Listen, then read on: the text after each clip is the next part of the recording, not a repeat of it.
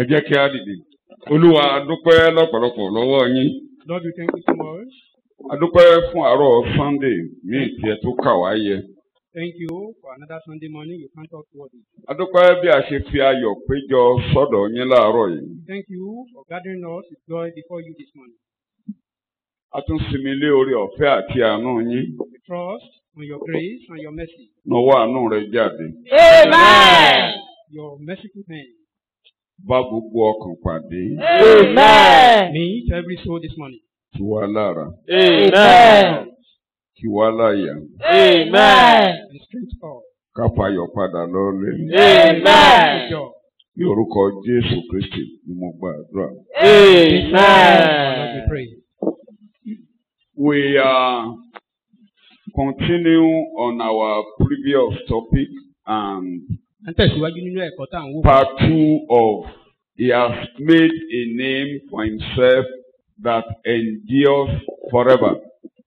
Abala kejì àkòrí tá à ń wò tó sọ wípé ó ti yan orúkọ fún ara rẹ̀ tó wà títí láéláé. I told us last week that Sọ fún wa lọ́sẹ̀ tó kọjá. it appears it will take us some time to thrash that very point.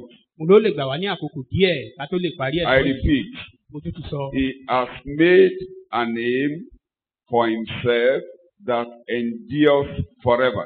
Ó ti yan orúkọ fún ara rẹ̀ tó sì wà títí We láéláé. took that from Nehemiah chapter 9. I still carry my error. Nehemiah chapter 9, verse 10. Inú ìwé Nehemiah orí kẹsàn-án ẹsẹ̀ ìkẹwàá. That's where we have taken that very point. Ibi tá a ti mú àkòrí yẹn nìyẹn. And the main point that has been carrying us through to that point is you as a chosen vessel and a people of God will be brought out with joy and gladness. Ìwọ gẹ́gẹ́ bí ohun èlò tí a yàn bí ènìyàn Ọlọ́run á mú ọ jáde pẹ̀lú ayọ̀ àti ìdùnnú. God will bring you out with joy and gladness. Ọlọ́run á mú ọ jáde pẹ̀lú ayọ̀ àti ìdùnnú. Who will God bring out with joy and gladness? Àwọn wo gan ni Ọlọ́run á mú jáde pẹ̀lú ayọ̀ àti ìdùnnú? The chosen Àwọn àyànfẹ́ and the people of God. àti àwọn ènìyàn Ọlọ́run. Who are the chosen? Àwọn wo ni àyànfẹ́? In Ephesians chapter 1, Nínú ìwé Éfésù orí verse kìíní 4 and 5. ẹsẹ̀ ìkẹrin sí ìkarùn-ún rẹ̀. God has chosen us for himself before the foundation of the world. Ọlọ́run ti yàn wá fúnra ara rẹ̀ ṣáájú ìpilẹ̀ṣẹ̀ ayé. He has determined Ó ti that pinnu. we shall become a son. We shall be adopted as a son in Jesus Christ. Ó ti pinnu rẹ̀ pé òun á yàn wá gẹ́gẹ́ bí ọmọ nínú Jésù Kristi. In other words, anybody who will be the son of God will come to the Lord Jesus Christ. Ìtumọ̀ rẹ̀ ni pé ẹnikẹ́ni tí ó bá jẹ́ ọmọ Ọlọ́run gbọ́dọ̀ wá sọ́dọ̀ Jésù Kristi. We cannot be a people of God without Christ. A lè jẹ́ ènìyàn Ọlọ́run láìsí Jésù. God's eternal purpose is only fulfilled in Christ Jesus. Ètí Ọlọ́run ayébáyé inú Jésù Kristi ló ti ní ìmúṣẹ. Is the Lamb of God that have been slain before the foundation of the world. Òun ni ọ̀dọ́ àgùntàn Ọlọ́run tí a ti pa ṣáájú So ìpilẹ̀ṣẹ̀ ayé. when we were born into the world, we were born in the first Adam. We were born with evil. We were born in sin. We were born with curses. We were born to die. Nígbà tí a bí wa sínú ayé yìí, a bí wa sínú Ádámù, a bí wa sínú ẹ̀gún, a bí wa sínú èpè, a bí wa láti kú. And Jesus Christ came Jésù wá wá to redeem us, láti rà wá to padà. bring us out of all that Adam has brought unto us, Láti kó wa jáde kúrò nínú ohun tí Ádámù kó bá so that we wa. can belong to God. Ká lè jẹ́ ti Ọlọ́run. It is only those who are now in Christ, they are the chosen, they are the people of God. Àwọn tó ti wà nínú Kristi nísinsìnyí, àwọn ni àyànfẹ́, àwọn ló ti jẹ́ ènìyàn It Ọlọ́run. is those people now that I'm talking to, that God will bring you out of the crisis you are with joy and gladness. irú àwọn ẹni bẹ́ẹ̀ ni mo bá sọ̀rọ̀ láàárọ̀ yìí pé Ọlọ́run á kó wọn jáde I kúrò nínú repeat, I wàhálà don't know whatever you are passing ìṣòro through. tí wọ́n wà pẹ̀lú ayọ̀ I àti don't know and I dídùn. don't want to know. mi ò mọ ìṣòro tó ń là kọjá Only òun God ìfẹ́ who knows that. torí Ọlọ́run nìkan But ló lè he has mọ̀. determined to bring you out with joy and gladness. ṣùgbọ́n ọ̀rọ̀ tí mò ń sọ ni pé ó ti pinnu rẹ̀ láti He wọ́n has jáde pẹ̀lú ayọ̀ àti he has ìdùnnú. never failed his people. kò kù àwọn He ènìyàn rẹ̀ has lọ́nà never rí failed his chosen. kò tí ì kù àwọn àyànfẹ́ rẹ̀ lọ́nà Anytime rí. his people or his chosen one enter into crisis, they come out joyfully. ìgbàkúgbà tí àwọn àyànfẹ́ àbí àwọn ènìyàn rẹ̀ bá wà nínú ìpèníjà kan wọ́n á jáde It pẹ̀lú may ayọ̀ be àti cloudy, ìdùnnú. it may be cloudy, it may be tough. ó lè ṣókùnkù But gbogbo rẹ̀ lè they dàrú normally nítòótọ́. come out with joy and gladness. ṣùgbọ́n pẹ̀lú ayọ̀ àti ìdùnnú ni irú wọn máa ń jáde. Same will happen to you in the name of Jesus. bẹ́ẹ̀ gẹ́gẹ́ náà láti rí fún ọ láàárọ̀ yìí lórúkọ Jésù. And I'm repeating it. màá tún tẹnu mọ́. A billion of viruses as researchers are bringing out that this is just a tip that so many viruses are coming out. They are still coming out. No matter what virus, no matter what demonic forces, you will come out with joy and gladness.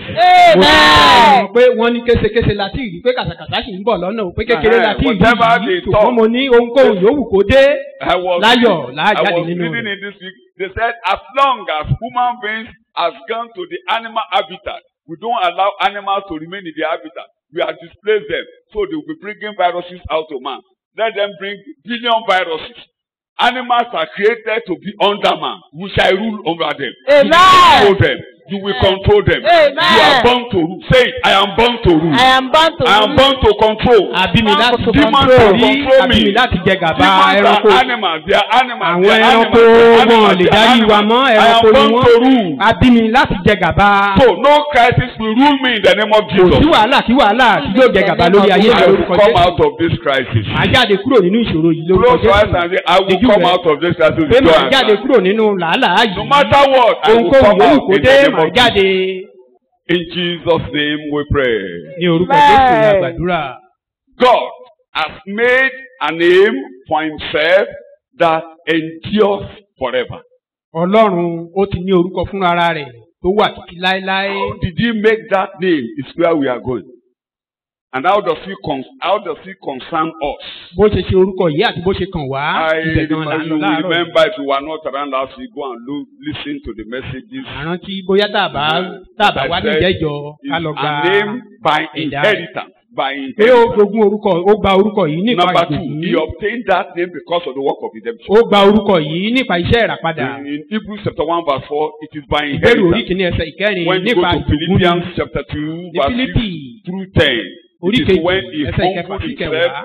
unto the death of the cross. ibẹ̀ ló ti rí ara rẹ̀ sílẹ̀ títí dé orí ikú. God highly ikú orí igi exalted àgbélébùú him Ọlọ́run sì gbé e ga and gave gidigidi. him a name above all names. ó wá fún ní orúkọ tó ga That at the name gbogbo of orúkọ lọ. Jesus, every knee shall bow. pé ní orúkọ Jésù kí gbogbo ikú kó máa And wólẹ̀. he declared to us, that's where we are going ó this wá sọ morning. eléyìí fún wa ibi tá à ń lọ láàárọ̀ That yìí.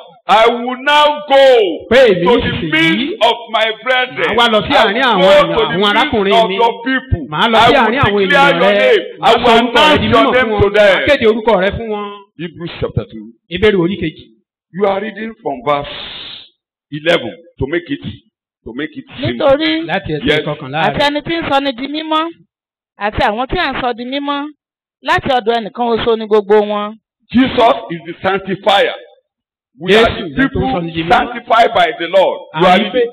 Nítorí èyí tí kò ṣe tijú láti pè wọ́n ní So arákùnrin. those of you that have been born again, Gbogbo washed ẹ̀yin in bẹ́ẹ̀. the blood, sanctified, Láti di and àtúnbí, washed láti with the wẹ̀ blood nínú of ẹ̀jẹ̀, láti wẹ̀ Jesus, mọ́. you are now his brother. Ẹ You wá di are now arákùnrin his rẹ̀. friend. ẹ wá di ọ̀rẹ́ rẹ̀. Wípé èmi ò sọ̀rọ̀ orúkọ rẹ fún àwọn ará mi. He said, I will now go into the midst of my brethren. màá lọ sí àárín àwọn arákùnrin mi. I will now announce your name. màá lọ kéde orúkọ rẹ níbẹ̀. Authority you gave to me. àṣẹ tó ti fún mi. You highly exalt me above all names after the ó gbé resurrection. orúkọ mi ga ju gbogbo orúkọ You lẹ́yìn exalted àjíǹde. me, you put me on high. ó wá gbé mi sókè. And I will now go to their midst àwa lọ sáàárín and wọn. we announce your name to them. màá kéde orúkọ rẹ What fún wọn. you gave to me, I will give to them. èyí tó ti fún mi èmi náà wá fún wọn. Gift you give me, I will give it to ẹ̀bùn them. tó fún mi màá fún That wọn. authority will be given to them. àṣẹ náà máa fi lé That's wọn why I lọ́wọ́. announce all power, gbogbo and agbára authority have been àti given unto àṣẹ me in heaven and on earth. ni a ti fún mi láyé àti Go lọ́run. ye into all the world Torí náà ẹ lọ sí gbogbo and ayé preach the gospel. kékeré In my yìí name, ní orúkọ mi. continue to use what God has given to me. In my Ẹ name, máa lo ohun tí Ọlọ́run ti you fún will mi. cast out devils. Pé ní orúkọ mi lẹ̀ ilé àwọn ẹ̀mí Whatever òkùnkùn you èmi òkè ní lose òkùnkùn in jáde. my name will be loose in heaven. Gbogbo èyí tẹ́ ẹ bá ti tú sílẹ̀ ní orúkọ Whatever mi you nínú ayé bind níbí on a ó fi earth in lọ́run. my name will be bound. Èyí tẹ́ ẹ bá ti dè nínú ayé níbí pẹ̀lú orúkọ mi a ó dè wọ́n ní So ọ̀run. the redemption has brought the name to the midst of his brethren. Ìràpadà ló mú orúkọ yìí wá sí àárín àwọn arákùnrin That's rẹ̀. why it is important for you Òun ló ṣe patákì fún wa to belong to Jesus. láti jẹ́ ti Jésù. You know, we normally sing it when we were young in Christ. Ẹ̀mọ̀ orin kan wà tá a máa ń kọ nínú I belong Kristi. to Jesus. Pé inú mi dùn. I belong Pé mo jẹ́ to Olúwa. Jesus. I belong to my Lord. I belong to Jesus. I belong to Jesus.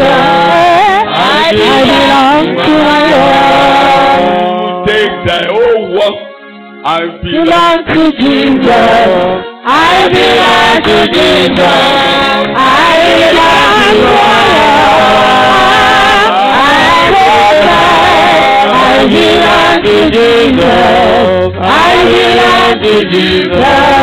I belong to our Lord. It's a beautiful story in the scriptures. Orin Because- tó rẹwà. No, Ìtàn tó rẹwà The lọ́pọ̀lọpọ̀ nínú topic we ìwé are mímọ́. talking is so beautiful that Kókó tá à ń wò yìí ó rẹwà when we look at lọ́pọ̀lọpọ̀. Hebrews chapter, we cannot go to details because of my time. Ìtorí àkókò wa lè But máa wà á Bible jìnlẹ̀. teacher, Bible lecturer, Bible students Wọ́n ẹ̀yin will know that. olùkọ́ Bíbélì ẹ̀yin akẹ́kọ̀ọ́ Mm. Bíbélì. What is man that you think of him? Kí ni ènìyàn tí You are so ìrọ̀lẹ́ wò important to God. pé a ṣe pàtàkì Say it lọ́wọ́ out. I Ọlọ́run? am important Sọ to fún ọ̀rọ̀ ayé God. pé mo I ṣe am pàtàkì important sí to God, Ọlọ́run. you are thinking of me. Ìwọ Ọlọ́run ò You ronú have nípa me in mi. mind. You have me in O ní mi mind. lọ́kàn. You made him a little lower than the angels. Ó dá rẹ lẹ̀ díẹ̀ ju Angels àwọn were áńgẹ́lì. created in spirit and in fire. A dá àwọn áńgẹ́lì nípa ẹ̀mí àti nínú And you iná. are created from dust. Ṣùgbọ́n ènìyàn nínú erùpẹ̀. You made him a little lower. Ó dá rẹ lẹ̀ But díẹ̀. now, because of redemption, Ṣùgbọ́n nítorí ètò ìràpadà, crown him with glory and honor. ó wá fi ògo àti ọlá dé e ládé. And you now put everything under his feet. Ó wá fi ohun gbogbo sí abẹ́ ẹsẹ̀ When rẹ̀. you go back to Psalm 8, Tá a bá lọ sínú ìwé orin nothing Dáfídì orí is kẹjọ. left that was not put under his feet. Pé kò kù ohun kan tí a kò fi sí i That's lábẹ́. what Hebrews chapter 2 is talking about. Everything Ohun under tí his Hébérù orí kejì ń sọ nípa rẹ̀ nìyẹn. Everything. Pé ohun gbogbo pátápátá. Nothing will dominate you. Èyíkéyìí ò ní jẹ gàba lórí rẹ Say, mọ́. sickness, you can't dominate me. Sọ fúnra rẹ pé ìwọ àìsàn ò lè jẹ gàba lórí ayé Nothing mi. will dominate me. Ohunkóhun ò ní jẹ gàba lé mi lórí. Unseen forces will not dominate Àwọn me. agbára ìrí ò ní jẹ gàba lé mi lórí. God is mindful of me. Ọlọ́run ronú nípa mi. God is mindful of me. Ọlọ́run ronú nípa mi. Amen. Àmín. Amen. Àmín. The revelation of his name, like I said, Ìfihàn orúkọ rẹ̀ was only manifested during the redemption period of Israel from perdition. ó farahàn nígbà ìràpadà àwọn ọmọ Ísírẹ́lì But kúrò nínú all the name, ìparun. let me go back a little bit. All the name he has been calling himself, Gbogbo orúkọ tó ti ń pe ara rẹ̀. because it is only God that announced himself. Ọlọ́run ló máa ń polongo ara rẹ̀. God announced himself when there is an event.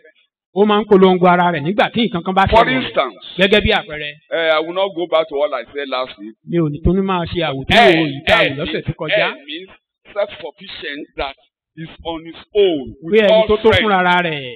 Let me go to El Olam. El Olam. El Olam. Genesis 21:33. Ìwé You will see where Baba Abraham offered that offering. Níbi tí Ábúráhámù ti rú ẹbọ After he defeated. nígbà he tó borí overcame tán. the forces of the enemy. All his enemies now bow. Nígbà tó They borí ogun àwọn say ọ̀tá now rẹ̀. they know that God is with you. El Olam. That is Pé Ọlọ́run wà Genesis pẹ̀lú 21:33. rẹ̀. Google Ìwé it. Ábúráhámù sì lọ. Yes. Ábúráhámù sì lọ igi támásìkì kan ní Bẹ́ṣébà. Níbẹ̀ ló sì pe orúkọ Olúwa Ọlọ́run ayérayé. You know the meaning. You know the meaning. Jẹ́ mọ̀ tí The wọ́n rẹ̀. enemy have been digging the well he have been making. They dig it, they Àwọn fill ọ̀tá it. ti ń dí o, wọ́n ti ń dí kànga tó ń gbẹ́ ní gbogbo ìgbà. And at the time, they now realized that ó wá tó àkókò kan they couldn't go further. wọ́n wá rí pé wọn ò lè tẹ̀síwájú mọ́. When they feel that the well he has made, when they destroy it, God will raise him up again. nígbà tán bá ti ba kànga tó gbẹ́jẹ́ So ọlọ́run á tún when gbé Abraham became indomitable. abrahamu wá di ẹni tá a lè borí rẹ̀ He mọ́. became ó indomitable. wá di ẹni tá a lè borí He rẹ̀. cannot be conquered. wọn lè borí They now rẹ̀ bow mọ́. down. wọ́n wá tẹríba. And they make a friend with him. wọ́n wá bá dọ̀rẹ́. That is according to Proverbs chapter 6 verse 7. ìyẹn gẹ́gẹ́ bí àkọsílẹ̀ If ìwé òwe the orí way ìjọba ẹsẹ̀ of a ìkéde. man please the Lord. pé tí ọ̀nà ènìyàn bá tẹ́ If ọlọ́run the lọ́rùn. way of a man please the tí ọ̀nà Lord. ènìyàn bá tẹ́ ọlọ́run lọ́rùn God àti tó bá will wù make ọlọ́run. his enemy to bow before him. ọlọ́run á mú kí àwọn ọ̀tá rẹ̀ kan tẹríba fún. The way of Abraham was pleasing to God. ọ̀nà ádámù ó tẹ́ ọlọ́run lọ́rùn. Abraham. ọ̀nà abrahamu ó tẹ́ ọlọ́run lọ́rùn. And God now made his enemies to become his friends. ọlọ́run wá mú kí àwọn ọ̀tá rẹ̀ kan di ọ̀rẹ́ They rẹ̀. all bow down and they begin to worship. wọ́n tẹríba fún. Your wọ́n sì ń enemies sìn will ín. bow down to you in the name of Jesus. àwọn ọ̀tá rẹ̀ á tẹríba fún Amen. olórúkọ Jésù. Apostle said, it is you are very important. pé ìwọ gan ló ṣe pàtàkì. You are very important to ìwọ ló God. ṣe pàtàkì sí Your ọlọ́run. enemy is nothing. ọ̀tá rẹ̀ ò jẹ́ ohun kó. God wants you. ìwọ gan lọ́lọ́run God fẹ́. wants to see you. ìwọ gan lọ́lọ́run fẹ́ rí. God wants you to embrace him. ọlọ́run fẹ́ kó rọ̀ mọ́ God òun. wants you to bow down to him. ọlọ́run fẹ́ kó tẹríba God fún wants you òun. to say, here I am. ó fẹ́ kó sọ pé èmi nìyí. Follow him like Fela Arosom Kuti, like Sombi. ìwọ ṣáà máa tẹ̀lé bẹ́ẹ̀. Sombi. máa tẹ̀lé bẹ́ẹ̀ bí aláìmọ̀ And when kan. you are following him, just like you don't know anything, tó o bá ti ń tẹ̀lé bí aláìmọ̀ kan. God will be marking you like this. bẹ́ẹ̀ lọ́lọ́run á máa God fọwọ́ will sí be ìwé marking. rẹ̀. You become á máa fọwọ́ sí ìwé indomitable rẹ̀. like Abraham. wàá wá di ẹni tá a lè And borí your gẹ́gẹ́ enemies bí will abrahamu. ọ̀tá rẹ̀ á Your máa enemies tẹríba. will bow. àwọn ọ̀tá rẹ̀ á tẹríba. Nothing will overcome you. ohunkóhun ò ní borí rẹ̀. Nothing will overcome you. ohunkóhun ò ní borí rẹ̀. At that junction, he now said, El Olam, the everlasting God. ibẹ̀ ló ti wá sọ eléyìí pé ọlọ́run ayérayé. The everlasting God. ọlọ́run ayérayé. The everlasting God. ọlọ́run ayérayé. The Lord that knows all secrets. ọlọ́run tó mọ gbogbo àṣírí Like ohun that gbogbo ohun woman ìkọ̀kọ̀. who was running away from Abraham. He was running away from Abraham. obìnrin yìí tó sá kúrò nílé. Hey tó ń guy, sá lọ́dọ̀ hey Ábúráhámù. guy, Ó wá bá a pàdé you are ní Hágárì. pregnant. Where are you olóyún going? oyún wà nínú rẹ níbo ló ń lọ. The everlasting God. He now bound ọlọ́run the God ayérayé. who saw all the secrets in my ọlọ́run tó life. mọ gbogbo àṣírí mi. You saw everything. pé o mọ ohun The gbogbo. everlasting God. ọlọ́run tó wà Who títí láé. knows the end from the ẹni beginning. tó mọ òpin láti Nothing ìbẹ̀rẹ̀. is hidden from him. kò sí ohun kankan tó pamọ́ The lójú rẹ̀. God, the everlasting God who came to Moses in the burning bush. ọlọ́run ayérayé tó farahàn Mósè níbi tí ìgbẹ́ ti ń jó. And the bush was burning. pápá ń jó. And the bush was not consumed. ìgbẹ́ ò sì run. The troubles burning around you will never consume you. wàhálà tó ń jó yí ọ ká kò ní gbé ọmọ lórúkọ The Jésù. everlasting God will step into your case. ọlọ́run ayérayé á dá What sí did he ọ̀rọ̀ rẹ. declare? He said, I knew that my children are passing through fire in Egypt. ó ní èmi ni mo mọ̀ pé àwọn ọmọ mi wọ́n ń la iná kọjá ní ilẹ̀ Íjíbítì. I am the everlasting God. èmi ni I ọlọ́run know the ayérayé. end from the beginning. mo mọ òpin I láti saw ìbẹ̀rẹ̀. it long mo ti ago. rí ṣáájú And I àkókò am yìí. present to deliver them. mo wà níbẹ̀ láti gbà wọ́n. The I am will step into your case this morning in the name of ẹni tó ń Jesus. jẹ́ èmi ni adásí ọ̀rọ̀ rẹ láàárọ̀ yìí And that's lórúkọ why the Jésù. psalmist, it was the psalmist, it was Baba. Let me say it was Baba Moses. Baba Moses. Psalm 90 verse 2. Psalm 90 verse 2. Mósè orin Dáfídì orí àádọ́rùn. You are God. From everlasting. Read it and let me sing. Before the mountains were brought forth, Before the mountains were brought forth. ever you had formed and given birth to the Come dead. on. Okay. Kó tó dúró tàbí kó tó dáyé. Say it loud.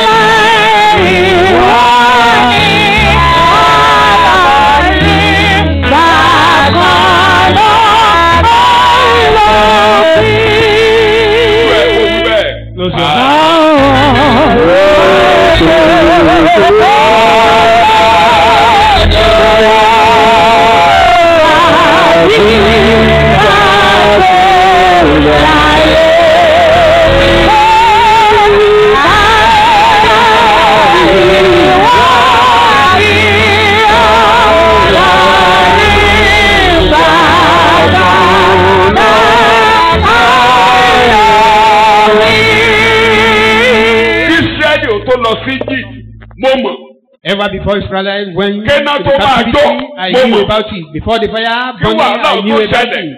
mo mọ̀. Before the trouble started, I knew about Kí it. kòrónà ò tó dé, mo mọ̀. Ever before coronavirus, Kí wàhálà I knew yóò tó about dé, it. mo mọ̀. Ever before this trouble, Kí I òkè knew ó tó about dìde, it. mo mọ̀. Ever before mountain, Ọlọ́run I àwọn knew òkè about ni it. mí.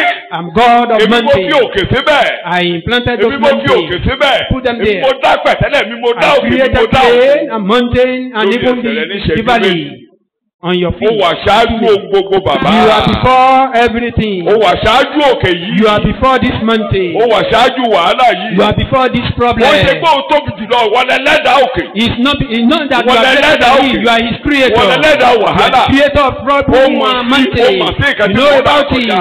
You know about what I'm passing Láti through now. ayérayé ìwọ ni Ọlọ́run. And you are the everlasting Láti God. ayérayé ìwọ ni Ọlọ́run. You are the everlasting Torí náà God. ní orúkọ Jésù. Therefore, in the name of Ọlọ́run tó Jesus, wà títí. God that is Ọlọ́run tó forever, wà ṣáájú God that gbogbo. is before Ọlọ́run everything, tí òkè ò lè dẹ́rù bà. God that no Ní mountain can orúkọ terrify. Jésù gbogbo eékún láti Therefore, in wólẹ̀. the name of Jesus, every knee Ní orúkọ will Jésù ìwọ bow. eékún yìí máa wólẹ̀. You this knee Ìwọ òkè máa bow. wólẹ̀. You mountain Ìwọ òkè máa bow. wólẹ̀. You In the name mountain of bow. Jesus. In the name In of the name Jesus. of Jesus.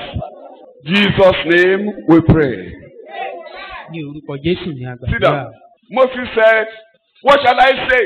Mósè ní kí ni màá Who will I sọ? say has called me? Ta ni màá sọ pé ó rán Who mi? will I say have called me to say this fire will not consume you and that you are going to come out? Ta ni màá sọ pé ó Tell rán mi them, pé kí n I sọ fún wọn pé náà yóò am ní that pé yìí? I Ó am. ní kó sọ fún wọn pé I èmi tí ń jẹ́ am will èmi bring ni. you out. Èmi ni màá mú Say, yín jáde. I am will bring me out. Pé sọ bẹ́ẹ̀ fúnra rẹ̀ pé I ẹni tí ń jẹ́ èmi am ni á fà mí bring yọ. me out. Bí ẹni tí ń jẹ́ èmi ni á mú mi jáde. Ló wà títí. He is forever. Òun nìkan ló wà He is títí. the only one that is Òun nìkan ló wà forever. títí. He is the only Kò one sí that is òkè tó lè forever. wà títí. No mountain can be Kò sí nǹkan forever. tó wà títí. There is nothing that is Kò sí nǹkan forever. tó wà títí. Nothing is forever. I was reading a story last week, about 2 weeks ago. Mò ń ka ìtàn kan ní bí So ọ̀sẹ̀ many méjì things sẹ́yìn. ignite me when I read. Ọ̀pọ̀lọpọ̀ nǹkan ló tún ṣáná sí mi lọ́kàn nígbà tí mo kà The á. Honorable King Solomon Ó had ní ọlọ́lá jùlọ a Sólómọ́nì. beautiful gold ring in his Ó ní fingers. òrùka wúrà kan lọ́wọ́ rẹ̀. And on that ring, Lára òrùka yìí, it was written, wọ́n kọ ọ́ sí. very beautiful. Ó rẹwà And lọ́pọ̀lọpọ̀. they wrote it there, it will soon pass away. Pé wọ́n kọ ọ́ sí lára yìí pé yóò kọjá lọ láìpẹ́. So when things are so, Solomon was so rich, he had almost everything. When he's Ẹ mọ̀ looking pé at Sólómọ́nì everything lọ́rọ̀ that is ó so fẹ́rẹ̀ fine, jẹ́ pé gbogbo nǹkan ló ní. Solomon will look at his son. Pé ìgbàkúgbà This tó bá tó glory, ronú lọ títí beautiful á glory tún wo ọwọ́ rẹ̀. will soon pass. Pé gbogbo ògo wọ̀nyí á mà kọjá lọ láìpẹ́. When crisis becomes so difficult, there's no man without crisis. Nígbà tí wàhálà bá le tán ṣe mọ̀ pé kò sẹ́ni tí ò ní ìṣòro tirẹ̀. We will look at it. Wà á tún wo ọwọ́ rẹ̀. It will soon pass away. Ìwọ náà kó wo ọwọ́ rẹ̀ pé Close ìṣòro your yìí á eyes. kọjá lọ This láìpẹ́. one will soon pass away. Ìwọ náà díjú rẹ̀ pé ìṣòro yìí á kọjá lọ This láìpẹ́. one will soon pass Pé away. eléyìí o á kọjá lọ This one láìpẹ́. will soon pass away. Eléyìí á kọjá lọ It láìpẹ́. cannot stand forever. Kò lè wà títí. It cannot survive forever. Pé o lè wà títí ìwọ It ìṣòro cannot yìí. survive forever. O lè wà títí ìwọ Only òkè God that yìí. lives forever. Ọlọ́run nìkan lẹni tó wà Only títí Jesus láéláé. that is alive Jésù forever. nìkan ló wà títí láé. This problem will soon pass Ìṣòro away. yìí á kọjá lọ This crisis will láìpẹ́. soon pass away. Wàhálà yìí á You kọjá lọ are going láìpẹ́. into the acres of history. You are going to the Ó ń lọ acres of sínú history. ìtàn. You are Ó ń wọnú going to ìtàn the lọ. acres of history. Ó ń lọ You are sínú going to ìtàn. museum. You Ó are ń lọ going to sínú ó ń lọ museum. sí ibi wọn ìfi nǹkan pamọ́ sí. You can't stand. O ò lè dúró. You can't stand. O ò lè dúró. You can't stand. O ò lè dúró. In the name of Ní Jesus. orúkọ Jésù. In the name of Ní Jesus. orúkọ Jésù. In the name of Ní Jesus. orúkọ Jésù. In Jesus' name we pray. Ní orúkọ Jésù ni a gbàdúrà. I mentioned it in the revelation of Jehovah. Nínú The ìfihàn first orúkọ time Jèhófà in old scriptures ní ìgbà àkọ́kọ́ nínú májẹ̀mú that we láéláé. saw Jehovah Elohim, Tí a rí orúkọ yìí. the redemption name. Ìyẹn orúkọ It ìràpadà. was in Genesis chapter 3 Nínú Genesis orí kẹta. when Jehovah Elohim, the redemptive God, came and gave man a beautiful garment. Tí Ọlọ́run ìràpadà Ọlọ́run elétò ìràpadà tó sọ̀kalẹ̀ wá tó wá fún ènìyàn ní Man aṣọ tó was rẹwà. covered with leaves. Ewé ni ènìyàn fi bora Man tẹ́lẹ̀. had become naked. Ó ti di oníhòòhò And he tẹ́lẹ̀. now came down to cover man with leaves. ó wá sọ̀kalẹ̀ láti fi aṣọ bo ènìyàn. The coat of skin. Awọ ẹran.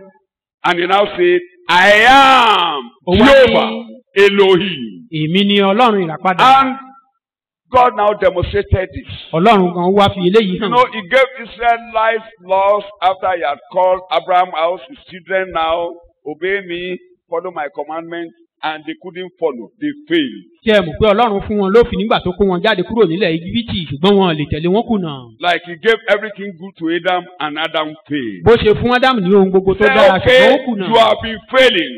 Ó wá ní ó dá ẹ ti ń kùnà pípẹ́ wà yìí o ẹ ti ń kùnà. With your own hand you have been failing. Nípa iṣẹ́ ọwọ́ yín ẹ ti ń kùnà. And I will come give you a beautiful garment you won't fail again. Màá wá fún yín ní aṣọ tó rẹwà tẹ́ ẹ̀ fi ní kùnà mọ́. In Jeremiah. Nínú ìwé Jeremáyà. It's in 33, it's also in 23. Ó wà lórí kẹtàlélógún. Ó wà lórí kẹtàlélógún. Ó wà lórí kẹtàlélógún. The day is coming, verse 5 and 6. Ẹsẹ̀ ìkarùn-ún sí kẹfà. Jeremiah 23, verse 5 and 6. Ìwé Jeremáyà orí kẹtàlélógún pé ọjọ́ kan ń bọ̀. When I will bring a branch. Ṣé màá mú ẹ̀ka kan wá? Quickly. Káwo. Yes. Ọjọ́ ń bọ̀ ní Olúwa wí. Yes. Tí èmi ó gbé ẹ̀ka òdodo sókè fún Dáfídì. Yes. Yóò sì jẹ́ ọba. Yóò sì ṣe rere. Underline it. Yóò sì ṣe ìdájọ́ àti òdodo. Mákànjú, sọ̀yìnbó ẹ̀. Behold, yes. the days are coming. It's coming. Says the Lord. And I'm now saying, now is the day. Mo wá ní ọjọ́ náà gan-an nìyí. Israel is still expecting that day. Àwọn ọmọ Israẹli ṣì ń Today is the day for you. Fún ọjọ́ èní gan-an ni ọjọ́ náà fún ọ. What is it? You are reading. When I will raise up to David a righteous branch. A righteous branch. And he will reign as king. He will reign. When Jesus is reigning in your life and his sin is no longer reigning. Nígbà tí Jésù bá ń jọba nínú ayé rẹ̀, tí ẹ̀ṣẹ̀ ò jọba mọ́, ìgbà náà ni Jésù ń jọba. You don't allow sin to rule. O nígbà ẹ̀ṣẹ̀ láyè láti jẹ gàba mọ́. Lord, I come. Pé Olúwa mo dé. I come as I am. Mo wá gẹ́gẹ́ bí mo ṣe rí. I cannot overcome sin myself. Mi ò lè borí ẹ̀ṣẹ̀ fúnra mi. I cannot do good in your presence. Mi ò lè ṣe rere níwájú ìwọ Ọlọ́run. I want to do what you like. Ṣùgbọ́n èyí tó wù ọ́ ni mo fẹ́ máa ṣe. When that branch is reigning. Nígbà tí ẹ̀ka yìí bá ti ń jọba. Read it. Yóò ṣe rere. And he will reign as king. Yes. And do wisely. You will do wisely. And will execute justice. You will execute justice. And righteousness in the land. You will be able to act wisely. Wàá lè hùwà ọlọ́gbọ́n. You won't behave like a fool again. O ní hùwà bí aṣiwèrè àbí òmùgọ̀ ènìyàn. You know how fools are behaving. Ẹ mọ̀ báwọn òmùgọ̀ ṣe máa ń hùwà. If you even don't know fools before. Tó o bá mọ òmùgọ̀ ènìyàn rí tẹ́lẹ̀. I saw a man. I didn't read those. I'm not interested in those nonsense. He had about 5 or 7 daughters, and he said, "Mo ń kà nípa mi ò ká orúkọ rí wọn." And tell those girls, I will kill you if you don't allow me to meet you. Ó ní ọmọbìnrin méje, ó sì yọ̀dá tì wọ́n pé tó o bá ti gbà kí n bá ọ láṣepọ̀ pípa ni. And that is how he does for all the 7 daughters. Bó sì ṣe fún gbogbo àwọn méjèèjì nìyí. Not adopted daughter, his own daughter. Ọmọ tó bí fúnra rẹ̀ ni o, kì í ṣe bóyá wọ́n fi tì í o. Is he a fool? Is he not a fool? Ṣé irú ẹni bẹ́ẹ̀ ṣé kìí ṣe òmùgọ̀ àbí wèrè kọ́? Fools are all around. Àwọn òmùgọ̀ wọ́n pọ̀ káàkiri. Paul told us, we too as Christians, we were sometimes foolish. Alàgbà Pọ́ọ̀lù náà sọ ó ní àwa náà ní ìgbà kan rí ó ní wèrè ní wá nígbà kan. Who are fools? Àwọn wo ni wèrè ọ̀hún? Chapter 3. Who are fools? Àwọn wo ni wèrè ọ̀hún? Let us see fools. Ẹ jẹ́ ká wò wọ́n. 2 Timothy chapter 3. Timothy kejì orí kẹta. You are reading from verse 1. Láti ẹsẹ̀ ìkíní. Ṣùgbọ́n èyí ni kí o mọ̀. No. That's not where I'm going. That's not where àwa pẹ̀lú jẹ́ wèrè ní. Nítorí àwa pẹ̀lú ti jẹ́ wèrè nígbà kan rí. Ẹsẹ̀ ìkélo. Verse 3. Titus. Oh, sorry, I'm sorry. Titus. T2. I'm sorry. Nítorí àwa pẹ̀lú ti jẹ́ wèrè nígbà kan rí. Àwọn wo ni wèrè? Jẹ́ ká wò. Aláìgbọràn aṣáko. All of you that have been disobedient to the word of God. Gbogbo ẹ̀yin tẹ́ ẹ̀ gbọ́ràn sí ọ̀rọ̀ Ọlọ́run. Ọlọ́run. There this morning. I was announcing going around that everybody should put on face mask. Mo ń bá ọmọ kan sọ̀rọ̀ níbẹ̀ yìí láàárọ̀ ìpè kí gbogbo wa ká fi nǹkan bojú. Ẹnìkan wá fọwọ́ kàn án. Fi sọ́run fi sẹ́nu. Ó ń ṣàgídí. Let that go out. This one cannot listen to the word of God. Mo ní ẹ fi ilẹ̀ jẹ́ kó jáde eléyìí ò ní gbọ́rọ̀. Giving instruction on face mask and he cannot obey. Ẹni tán sì ń sọ fún kó fi nǹkan bomú tó ń ṣàgídí. A fool. Òmùgọ̀ nírú ẹni bẹ́ẹ̀. Go out. Mo ní kó jáde. Gbogbo àwa bẹ́ẹ̀ tó jẹ́ pé Ọlọ́run á ní ọ̀nà rèé. That God will direct you. A máa lọ inú igbó. And go astray. Kí ló orúkọ wa ní ìgbà kan rí? What are we doing? We are fools. We were. We were. Foolish. You are reading. Ẹni tí ń ṣe ìfẹ́kúfẹ́ àti adùn ayé. Can you see us? We thought to drink beer, to have immoral sexual relationship with girls when we are married, to be moral, kó àwọn obìnrin kiri, to steal, to tell lies, to feel that we can enjoy ourselves by going to beer parlor and kárò yìí pé a lè tẹ́ àwa lọ́rùn nípa pé ká lọ sí ọtí. Insanity, foolishness. A wà nínú àrùn kan àti ìlara. Ẹni tí ò bá ti jẹ́ ò lè ṣe kó má láwọ̀ láyé. You cannot do without misunderstanding. Kí ìjà parí. If you cannot allow rancor to be settled. Foolish. Mo ń tẹnumọ́ nígbà gbogbo. I do emphasize on that often and often. Foolish. Tán bá tẹ̀rẹ̀ wá jẹ. When you are cheated. Ẹ̀mí wèrè inú wa ní ká gbẹ̀san. The spirit of insanity in us is pushing us to avenge.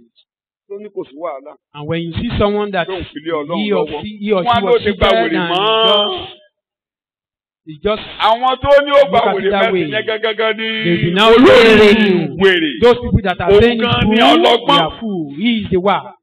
Mi ò gba wèrè ní tèmi o. I cannot tolerate that. Ìwọ tó ló gba wèrè yẹn. You that are saying you can't tolerate that. You are the one that is a fool. Ẹlẹ́tanú, alára kan, oníjà, òun ni wèrè. You strive all the time. Bẹ́ẹ̀ni ìríra. Bẹ́ẹ̀ni bẹ́ẹ̀ni. A sì ń kórìíra àwọn ìwà. For no reason, why do you hate? Why do you hate? Ìrèdí wo ló fi ń kórìíra? Why do you envy? Ìrèdí wo ló fi ń. I've said it because somebody is making it and you feel you are not making it. Bóyá orí ẹnìkan tó dàbí pé ọwọ́ rẹ̀ ìwọ wá rò pé ìwọ ò tẹ̀síwájú tí Ọlọ́run tiẹ̀ ó ti kú ni o wá ń kórìíra tìtorí bẹ́ẹ̀. You are a fool. Irú ẹni bẹ́ẹ̀ wèrè ni. Tó àwọn wèrè nìyí. Those are fools. Gbogbo wa pátá bí àṣírí ká tó gba Jésù ni. That is the way we were before. If you now say you perfect Christ and you still behave in such a way. Wèrè ni ẹ́. Wèrè. A fool. A fool. Wèrè. A fool. Àbó rí bàbá wa tí wọ́n ń gbá létí tí ò dá wọn lóhùn. Don't you see? Wọ́n ní ó fi ọ̀rọ̀ rẹ̀ lé. Onídàájọ́ òdodo lọ́wọ́. So wèrè. So when Christ come to you, he reigns. Nígbà tí Jésù bá ti bẹ̀ wá wò, ó ń jọba. You will now behave wisely. Àwa máa hùwà ọlọ́gbọ́n. You will not behave as a fool. Àní hùwà aṣiwèrè. You will not behave as a fool. Àní hùwà aṣiwèrè. He will now be your king. Àwa jẹ́ ọba wa. He will not rule you. Ẹ̀ṣẹ̀ ò ní wá jọba wa. Now, he will now cover you with a garment. Àwa daṣọ bò wá. He will now do what is right. Àwa máa ṣe èyí tó tọ́. He is the only one that will make you to prosper. Òun nìkan ló lè mú ká ṣe rere. So, a day is coming that I'm going to become your righteousness. Ọjọ́ kan ń bọ̀ tí màá jẹ́ òdodo yín. In other words, when I come into your life, ìyẹn ni pé nígbà tí mo bá ti wọnú wọ ayé ẹni bẹ́ẹ̀. The garment of reproach from you. Màá wá mú aṣọ ẹ̀gàn kúrò lára rẹ̀. Luke 1:21. Ìwé Lúùkù orí kìíní ẹsẹ̀ ìkọkànlélógún. I will remove the garment of reproach from you. Màá mú aṣọ ẹ̀gàn kúrò lára irú ẹni bẹ́ẹ̀. When reproach is not taken away, tá a bá mú ẹ̀gàn kúrò, you cannot make it. A lè tẹ̀síwájú. 21. Àwọn ènìyàn sì dúró de Sakaraya. Luke chapter, you are reading, chapter 2, verse 21. 2:21. Orí kejì. Nígbà tí ijọ́ mẹ́jọ sì pé láti kọ ọmọ náà nílà. Yes. Wọ́n pe orúkọ rẹ̀ ní Jésù. Bí a ti sọ ọ́ tẹ́lẹ̀ láti ọ̀dọ̀ áńgẹ́lì náà. Where I'm reading, where maybe the verses have now collided against themselves. It is Zechariah and Elizabeth. God remove my reproach. God will remove your reproach. Bí Ọlọ́run mú ẹ̀gàn mi kúrò. God, it is in Luke chapter 1, not even 2. It is Luke chapter 1. It is Luke chapter 1. Ẹsẹ̀ yẹn kọ lu ẹ̀ 21 mo ní kó o kà àbí ẹsẹ̀ wo ló ń kà? Máa kà ibẹ̀ ni. Báyìí ni Olúwa ṣe. The Lord has dealt with me in the days when he designed. Yes. To look on me to take away my reproach That's among which verse is that? 25. Báyìí ni Olúwa ṣe fún mi. Ní ọjọ́ tó síjú wò mí láti mú ẹ̀gàn mi kúrò lọ́dọ̀ aráyé. Olúwa síjú wò láàárọ̀ yìí. Amen. Look down unto you this morning. Gbogbo tó jẹ́ ẹ̀gàn láyé rẹ̀ Olúwa yóò mú. Anything that has reproach in your life, God will remove them. When he comes, the first thing, according to Romans chapter 15 verse 3. Tó bá sì ti wá ohun àkọ́kọ́. He has come to remove our reproach. A wá láti mú ẹ̀gàn wa kúrò. That is, let me use some 2 verses so that I can clear that the one you are reading. Jẹ́ kí n lò bí ẹsẹ̀ méjì kó lè wá. Romans chapter 5, 15, Ìwé Róòmù orí karùn-ún ẹsẹ̀ káàndógún. Romans Nítorí 15, yes. nítorí Kristi pẹ̀lú kò sí ohun wo ara rẹ̀. Bẹ́ẹ̀ni. Sì kọ́ pé wọ́n ti ń gàn ọ́ ṣubú lù mí. Your reproach is what Jesus carried. Ẹ̀gàn wa ni Jésù rù. And when you take that back to Psalm 69, he has paid the debt he has not owed. Ó san gbèsè tí kò jẹ. So that reproaches can be removed from you. Orí kí a lè mú ẹ̀gàn kúrò lórí wa àbí kúrò lára wa. In the life of Naaman, the rich man, the military man, the commander of the Syrian army. Ọkùnrin Námánì olówó ọlọ́rọ̀ ni olórí ogun Syria. And that reproach is leprosy. Ó ní ẹ̀gàn kan lára rẹ̀, ẹ̀gàn náà sì ní ẹ̀tẹ̀. He had all things, he was a leper. Ṣùgbọ́n adẹ́tẹ̀ ni. And leprosy in the language of the Bible is sin that will destroy, that will make us to decay. Ẹ̀tẹ̀ nínú èdè Bíbélì ó jẹ́ ẹ̀ṣẹ̀ tó máa ń parun, ẹ̀ṣẹ̀ tó máa ń mú kí ènìyàn díkẹ̀tẹ̀.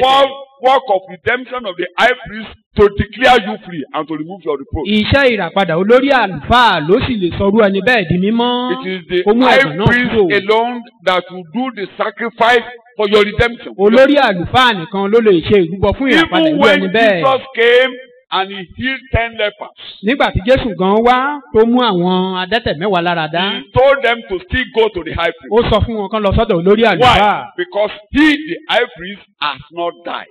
Ìdí ni pé òun gan gẹ́gẹ́ bí olórí àlùfáà kò tíì kú. Let them do all the sacrifices of redemption. Jẹ́ kán ṣe gbogbo ètùtù tó yẹ kán ṣe fún ìràpadà yín. Sacrifices of redemption. The sacrifices of redemption. Ètùtù ìràpadà yìí. Which the high priest will take to the throne of grace. Tí olórí àlùfáà gbé lọ síbi ìtẹ́ orí ọ̀fẹ́. Every reproach. Sáàmù gbogbo ẹ̀gàn kúrò. And Jesus has now died. Jésù ti wá kú báyìí. He has paid all. Ó ti wá san gbogbo rẹ̀. He has taken the blood to the altar. Ó ti gbé ẹ̀jẹ̀ lọ sí orí pẹpẹ. All reproaches this morning will vanish in your life. Gbogbo ẹ̀gàn kẹ́gàn nínú ayé wa kò wá láàárọ̀ àìkọ́ Jésù. Your own bet. Ohunkóhun yòówù kó jẹ́ tirẹ̀. Tó jẹ́ bí ẹ̀gàn rẹ. Bí ẹ̀gàn tirẹ̀. Tó jẹ́ bí ìṣùgbọ́n lára rẹ. Tó jẹ́ bí àwọn àlébù. Gẹ́gẹ́ bí ìṣùgbọ́n tó wà lára Námánì àtẹ́tẹ̀. Just like birds. Láàárọ̀ yìí. On that Naaman. Ẹ̀jẹ̀ ìràpadà yóò mú kúrò ní ara rẹ. The blood of redemption will take them away. Torí àti fi Jésù ṣẹbọ. Because Jesus has been made sacrifice. Ó ti lọ sí ibi mímọ́. He has been to the holy place. Tó bá ti rí ibi jọba nínú ayé rẹ láàárọ̀ yìí. Once he has a place in your life. Kókó tí mò ń tẹnumọ́ láàárọ̀ yìí. The point I'm emphasizing on this morning is. Yóò jọba. That he rule or he will reign. Yóò ṣe rere. He will do good. Yóò mú ọ ṣe ọlọ́gbọ́n. He will make you wise. He will make you behave wisely. Tí Jésù bá ti gbọ́kàn rẹ̀ dà, ó ní wùwà wèrè mọ́. Once you are saved, you will not behave foolishly anymore. Jésù jọba nínú ayé mi lónìí. Now you pronounce it that Jesus come and reign in my life. Yóò mú wèrè. Once you make you to behave wisely, you will take away the foolishness in you. All the reproaches in your life will be taken away this morning in the name of Jesus. He has been judged in hell so that we will not be judged. Torí pé àti ìdálẹ́jọ́ lọ́run àpáàdì ká má bàa and he will now beautify you with his own garment. A wá fi aṣọ rẹ̀ ṣe ẹwà wá. In Psalm 90, orin Dáfídì orí àádọ́rùn-ún. verse 7, verse 11. He will now give you a beautiful garment. Let's quickly read. A wá fún wa ní aṣọ. Nítorí àwádìí ègbé. Yes. Nípa ìbínú rẹ. Bẹ́ẹ̀ni. Àti nípa ìbínú rẹ ara kò rọ̀ wá. Bẹ́ẹ̀ni. Bí ara ò ṣe rọ̀ ọ́ láàárọ̀ yìí tó bá ti pe Jésù, ara yóò rọ̀ ọ́ láàárọ̀ yìí. Amen. Orísun ìnira nínú ayé ẹ̀ yóò parẹ́ lọ. Amen. Torí ẹ̀ṣẹ̀ ló jẹ́ kọ́ lọ́hùn bínú. It was sin Ẹ̀ṣẹ̀ ló jẹ́ that kọ́ called God lọ́hùn ẹsẹ̀ kọkànlá. Ta ni ó mọ agbára ìbínú rẹ? Bẹ́ẹ̀ni. Gẹ́gẹ́ bí ẹ̀rù rẹ, bẹ́ẹ̀ ni ìbínú rẹ. Ọlọ́run ṣe ń bínú nìyẹn. Ẹni ta ló máa tú lára? Orí ìkẹrìndínlógún. Yes, orí ìkẹrìndínlógún. Níbi tẹ́ ẹ̀ ń kà yín. Yes, 16. Psalm 90, 16. You are reading. Jẹ́ kí iṣẹ́ rẹ kí ó hàn sí àwọn ọmọ ọ̀dọ̀ rẹ àti ògo rẹ sí àwọn ọmọ wọn. Ògo rẹ̀, ẹwà rẹ̀ lórúkọ Jésù yóò hàn lára rẹ̀. Amen. Be manifest in our life in the name of Jesus. Tí a bá ti mú ọwọ́ ẹ̀ṣẹ̀ kúrò, sọ̀yìnwó ẹ̀ 16, ká gbogbo 16, kó ọbọ̀ sí 17, yes. Let your word. Yes. The signs of your power. Yes. Be revealed to your servants. And your glorious majesty to their children. That is the glorious majesty. Ìyẹn ni a fi fo Jésù lórí. That was what was given to Jesus. When he rose from the dead. Nígbà tó jí And he said, I will now reveal this to your brethren. Pé màá fi orúkọ yìí hàn fún àwọn arákùnrin mi. Màá fi lé wọn lọ́wọ́. The glory you have given to me. Ògo tó ti fi fún mi. I will give it to them. Màá fi lé wọn lọ́wọ́. I will remove their reproach. Màá mú ẹ̀gàn wọn kúrò. All reproaches in your life to vanish this morning in the name of Jesus. Gbogbo ẹ̀gàn nínú ayé wa náà tó máa kúrò lórúkọ Jésù. And the glory of God to overshadow you. Ògo Olúwa sì wá And the glory of God to overshadow you. Ògo Olúwa sì kìkì. I will reveal this to my brethren. Màá fi eléyìí hàn fún àwọn arákùnrin mi. When I remove their reproach, nígbà tí mo bá mú I ẹ̀gàn wọn will give kúrò. them the beautiful garment to give to me. Màá wá fún wọn ní aṣọ tó rẹwà tó ti fi fún mi. I have touched their sin. Torí pé mo ti dá ẹ̀ṣẹ̀ Any wọn of them who is lẹ́jọ́. qualified can call upon me this morning. Ẹnikẹ́ni tó bá ti You kí can òun say, yẹ kó Jesus, pè mí you are láàárọ̀ my yìí. Lord. Pé Jésù ìwọ ni Olúwa Jesus, mi. you are my Lord. Pé Jésù ìwọ lolúwa Jesus, mi. you are my Lord. Jésù ìwọ lolúwa mi. Jesus, I can't help myself. Jésù mi ò lè rárá Every mi reproach in lọ́wọ́. your life will vanish. Gbogbo ẹ̀gàn tí wọ́n gbé wọn láàárọ̀ yìí á kò wá And the lórúkọ glory of Jésù. Christ will overshadow you. Amen. The glory of Christ will overshadow you. Ògo Olúwa sì kìkì You wá. know, it was joyfully he was coming out of hell and he said, I will be joyful in the Lord. You are giving me the glorious garment. You are giving me the glorious Bẹ́ẹ̀ ni garment. yóò yọ̀ nínú Olúwa torí tó ti fi aṣọ òdodo wọ̀ mí. Ó ti fún mi ní ìrètí That ògo. robe of righteousness will make you the righteousness of God. Ìrètí òdodo yìí láwa sọ wá di òdodo And there will be Ọlọ́run. no more reproach. Yóò sí ẹ̀gàn mọ́. No more reproach. Yóò sí ẹ̀gàn mọ́. No more condemnation. Yóò sí ìdálẹ́bi Nobody mọ́. will be able to accuse you without God. Ẹnikẹ́ni kò ní lè fi ẹ̀sùn kẹ́sùn You are kàn ọ́. now God's righteousness. Ó ti wá di òdodo Look at Ọlọ́run. me. Do you know why you cannot call the name of Jesus? Ẹ mọ̀ dídá Do àfi you know why lè you orúkọ are fearing Jésù. the devil? Ǹjẹ́ ẹ mọ̀ dídá àfi ń Because bẹ̀rù èṣù. you are having the coat of sin. Torí pé àwọ̀tẹ́lẹ̀ èṣù wà lára wa. And now that reproach has been removed. Ṣùgbọ́n a ti wá mú ẹ̀gàn yìí kúrò And I'm báyìí. now going to your brethren. Mo ń lọ sáàárín àwọn arákùnrin I'm mi. now going to the midst of my brethren. Mo fẹ́ lọ gbé aṣọ òdodo tó gbé fún mi kí n gbé wọ̀ I wọ́n. want to give them this garment of Mo fẹ́ righteousness. mú ẹ̀gàn wọn I kúrò. want to remove their reproach. Torí náà mo ń yọ̀ nínú Olúwa. Therefore I rejoice in the Ìwọ ló Lord. wọ̀ mí ní aṣọ. You've given me this Ìwọ ló garment. wọ̀ mí ní agbádá. You put this garment upon me. Gbogbo àwọn tó bá ti ké pè ọ́ yìí. All those who call Ó upon gbé mi you. dìde pé kí mi tú wọn kalẹ̀. Pé You wọ́n rose me lẹ́jọ́ up to jẹ́. set them free, that they are free. That's Romans 4:25.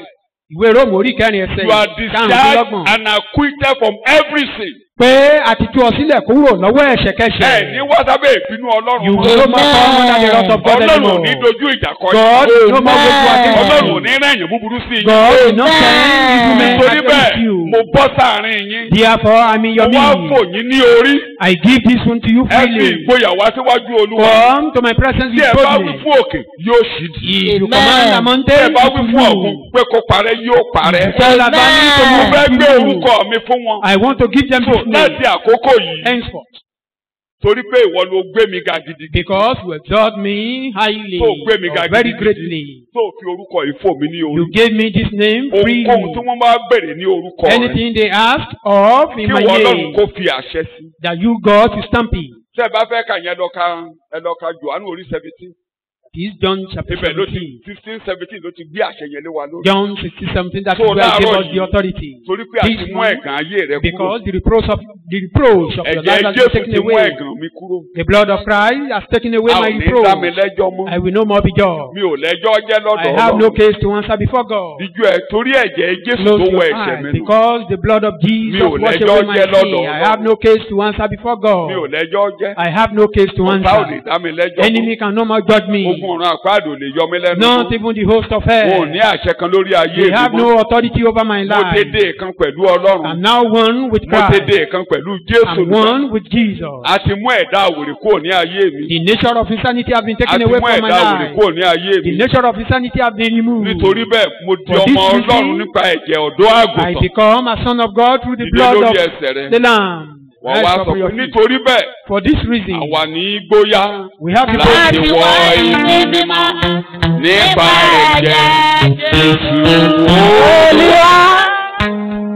Àwa ní gbóyà láti wọ ìlú mímọ́ nípa ẹ̀jẹ̀ Jésù Olúwa. Ayérayé Ọlọ́run mi, Tanaro, ìwọ tó wà títí, you God that tó are wà sí forever. ayé tó wà. You are before the world. You are ever before mountain. You are before all things. You are my redeemer. You've given me your name this morning. You that you are forever. You that you are before mountain. In the name of Jesus. You mountain disappear. You this infirmity disappear. Use that name. Whatever you bind this morning will be bound in heaven. Whatever you set loose this morning will be loose in heaven. Anything that you brought to this meeting, in the name of Jesus, will disappear. Ask for anything in His name. Ask for anything in His name. Because sin is no more in your life because of the blood of Jesus. The blood of Jesus has been used to wash away your sin. Call the name of Jesus. Bound and loose this morning. Whatever you lose, whatever you bound shall remain bound. You that you are before every mountain. Anything that seems like mountain let them disappear. All that remain time. All that you be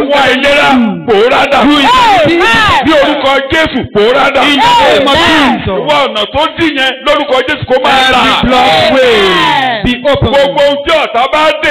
All that enemies had bound, be loose.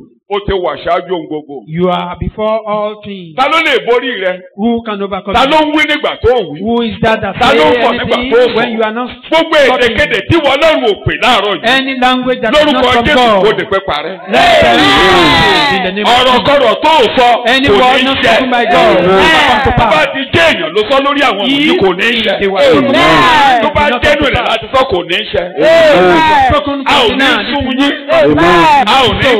In the name of Jesus.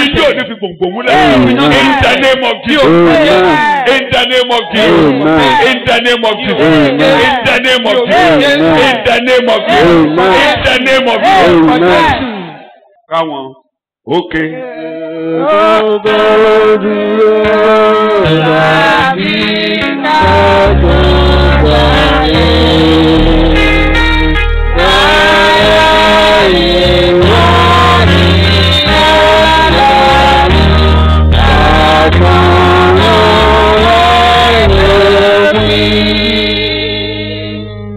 Amen. Amen. Praise the Lord. Praise the Lord.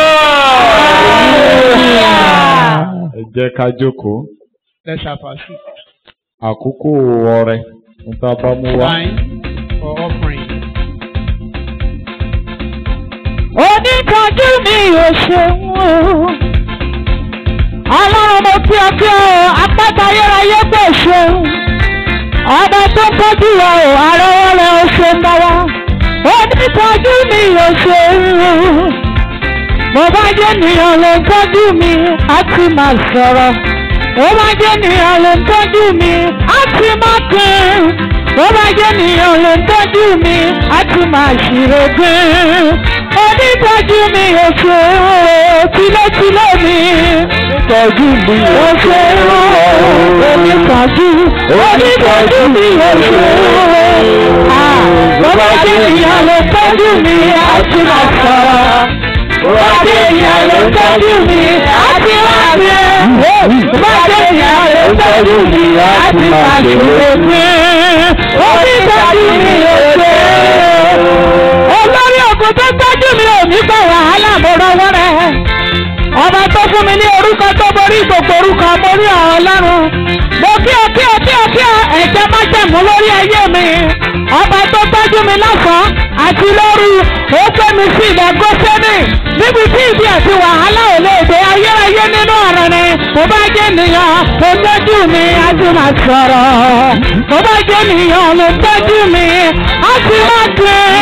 Mo bá jẹ́ ènìyàn ló tọ́jú mi, á ti máa ṣírò gbé. Onítọ́jú mi yóò ṣe, ó yẹ kó pariwo kó dúpẹ́. Onítọ́jú mi yóò ṣe. Ó yẹ dúpẹ́. Onítọ́jú mi yóò ṣe. Olúwa ṣe, mo bá jẹ́ ènìyàn. bá dé ìyàwó tọ́jú mi, á ti máa gbé aṣọ̀rọ̀. Tó bá dé ìyàwó tọ́jú mi, á ti máa ṣe é dé. Orí tọ́jú mi èké.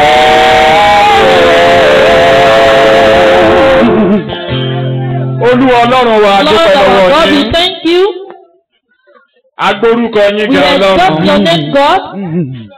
Ẹ ti ń tọ́jú wa. You have been taking care of us, Ẹ tún ti tọ́jú wa and you lówùúrọ̀ took care of yìí. us this morning.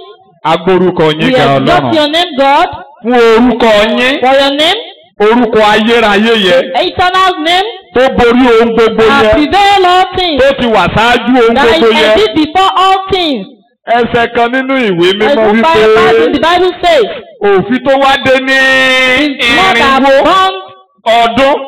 in 400 Ó years. ní kò lè ba ìlérí tó ti wà ṣáájú You yẹ can kò lè never bà á abort the jẹ́. promise that is before. Àbáwọ́rọ̀ ohunkóhun tó wù lé ní. If you say anything that is Ó dàbí ẹni tó sọ pé òun gbórí sókè lé ní.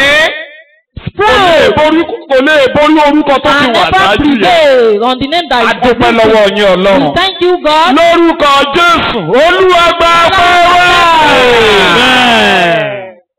Adúpẹ́ fún ẹ̀gàn ayé wa tẹ́ ẹ Thank ti you mú for our kúrò reproach that you took away nípa iṣẹ́ ìràpadà. through the blood of redemption. Adúpẹ́ fún aṣọ òdodo Thank you eléyìí for tẹ́ ẹ fi wọ̀ wá. the of righteousness that you put unto us. Agbórúkọ yín ga We Ọlọ́run. exalt your name, God. Lórúkọ Jésù, Olúwa gba ọpẹ́ wa. Adúpẹ́ fún àwọn ìránṣẹ́ wa Thank tẹ́ you ìránṣẹ́ yín tẹ́ For lò your fún wa servants that you use for us lówùúrọ̀ yìí. this morning. Adúpẹ́ fún ìjọ We Ọlọ́run. thank you for the church of God. Adúpẹ́ fún ẹ̀mí mímọ́ tó gba We thank you ìṣàkóso. for the Holy Spirit that takes Lórúkọ control. Jésù, Olúwa gba ọpẹ́ wa. Ògo ni forúkọ yín Glory be to Ọlọ́run. God. Àwa rèé wẹ̀ ní ìràpadà. We are the redemption Àwa ní ẹni tá a ti sọ di mímọ́. that have been sanctified. Tá a ti wẹ̀ nínú That ẹ̀jẹ̀ have ọ̀dọ́ purged àgùntàn. us in the blood of the Lamb. Bá a ti ń lọ lówùúrọ̀ As we yìí. again this morning, Lórúkọ Jésù, ojú Father, ire yín kó máa bá wa lọ. favor will follow us. Àánú yín kó máa bá wa lọ. Mercy will go along with us. Gbogbo tí a dá Something that is not mọ́ wa. created with Tí us. ẹ̀yin Ọlọ́run gan ò fẹ́ fún wa. That you didn't like it with us. Yóò sí nínú ètò That is ìràpadà. not in the plan of Fún ayé redemption. ẹnìkọ̀ọ̀kan For wa. everybody's Bá a life. ti ń lọ nínú ìrìn As àjò we are ayé. going in the journey Lórúkọ of the Lord. Jésù kan máa ṣe gábárà fún wa. Amen.